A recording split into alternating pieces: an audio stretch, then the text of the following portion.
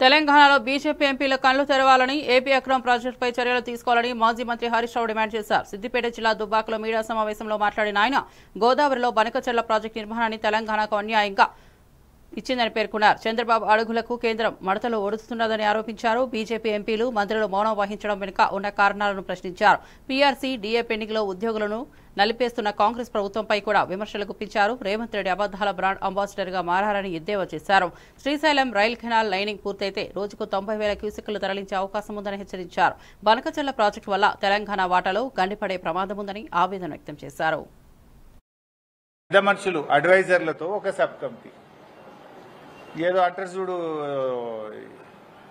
ఇంత చారాన కోడికి బారాన మసాలా శాంతాడంతా చేసి మూరడంతా చేసినట్టు చేసింది ఏమున్నదిరా నాయన అంటే ఒక్క డిఏ ఇచ్చారు. భారతదేశంలోనే 5 డిఏలు పెండింగ్ లో ఉన్న ఒకే ఒక్క రాష్ట్రం తెలంగాణ రాష్ట్రం.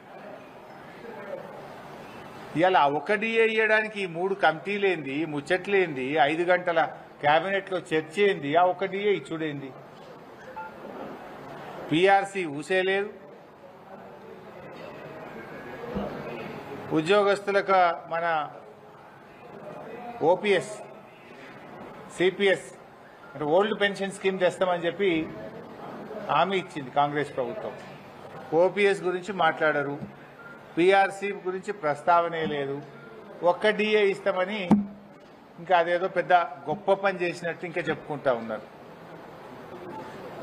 ఇంకా రెండో డిఏ వచ్చే ఏప్రిల్ ఇస్తాడు, అప్పటికి ఇంకో 2 వస్తాయి.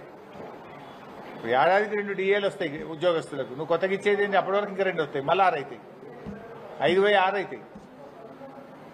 అంటే ఇలా ఉద్యోగస్తులను రాచి రంపాన పెడుతున్నారు. ఉద్యోగస్తులను నిట్ట నిలువునా ముంచుతున్నది కాంగ్రెస్ ప్రభుత్వం. మీరు 100 రోజుల్లో పీఆర్సీ అన్నారు, 500 రోజులైంది కదా నీ గవర్నమెంట్ వచ్చి. ఎందుకు పీఆర్సీ గురించి మాట్లాడరు? కేసీఆర్ గారి ప్రభుత్వం 73% పీఆర్సీ ఇచ్చింది. భారతదేశంలో